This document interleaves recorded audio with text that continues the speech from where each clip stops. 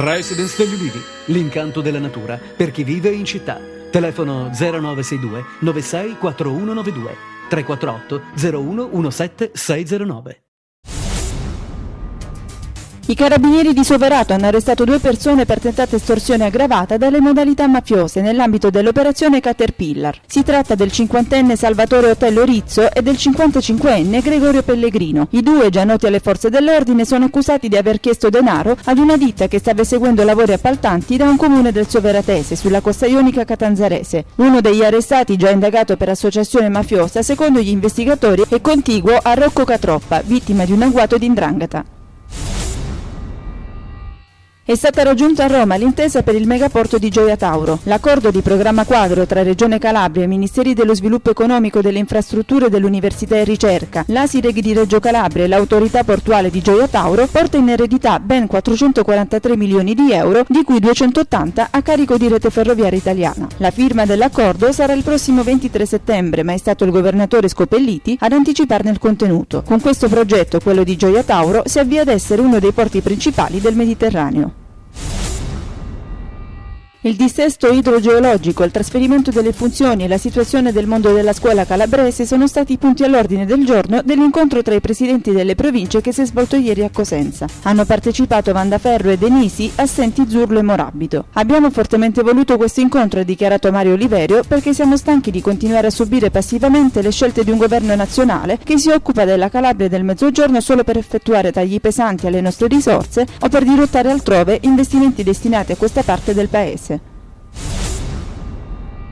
La Calabria trema, 2 le scosse di terremoto avvertite dalla popolazione nelle province di Vibo e Reggio. A Vibo Valencia l'evento sismico è stato registrato alle 21:19 con magnitudo di 3,1. Le zone più colpite da Sa, Arena e Acquaro. Un'altra scossa di magnitudo 2,9 si è registrata nel Reggino intorno alle 23. Le località più vicine all'epicentro sono Santo Stefano in Aspromonte, Sant'Alessio in Aspromonte e Laganati. Dalle verifiche effettuate dalla Sala Situazione Italia del Dipartimento della Protezione Civile non risultano al momento danni a persone o cose.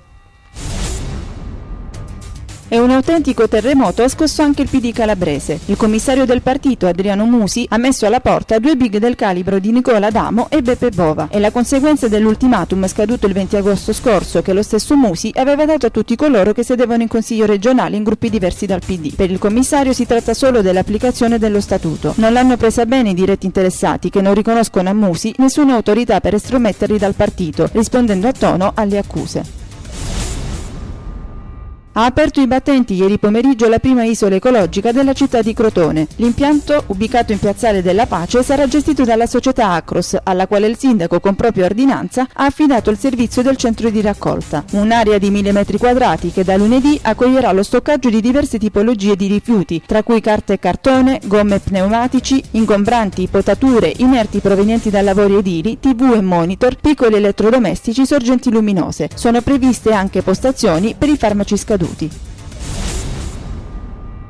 Individuazione, istituzione e disciplina dell'Enoteca regionale, delle botteghe del vino e delle strade del vino. E questa è la denominazione della proposta di legge dei consiglieri regionali De Masi, DV e Sulla, PD, per l'istituzione dell'Enoteca regionale a Ciro e Marina, nel Crotonese. L'iniziativa è stata presentata ieri mattina. I 2 hanno invitato il collega Pacenza del PDL a far convergere il progetto che ha presentato alla Giunta regionale con il medesimo intento. L'impegno di spesa necessario è stato stimato in 100.000 euro. È stato inaugurato ieri mattina a Catanzaro il piccolo Parco Paradiso, un'area verde attrezzata di circa 2000 metri quadri. Sono stati 2 bambini a tagliare il nastro alla presenza del sindaco Olivo, dell'assessore all'ambiente Iacono Antonio, del presidente della Catanzaro Servizi Grillo. Il parco sorge su un terreno per lungo tempo utilizzato come discarica, poi restituito ai cittadini con l'intervento della Catanzaro Servizi, che ha realizzato dei viali pedonali, piantumato, installato panchine e illuminato la zona.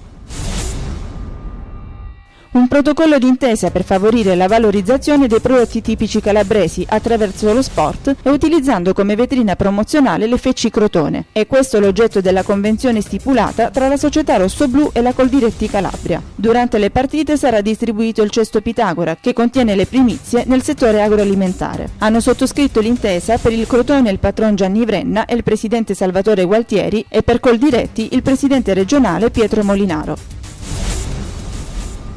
Fare del Palazzo Fazzari la casa dell'innovazione culturale dove possono trovare spazio uffici della sovrintendenza delle università, di una delegazione dell'UNESCO e le attività del distretto regionale dei beni culturali. E questo è l'obiettivo del tavolo istituzionale tra Comune, Provincia e Regione, insediato dall'assessore all'urbanistica Pino Soriero e dal collega delegato alla cultura Antonio Argirò. I prossimi passi saranno degli adempimenti concreti come l'utilizzo immediato per funzioni culturali della parte pubblica dello stabile attraverso un'intesa istituzionale tra Comune e Regione.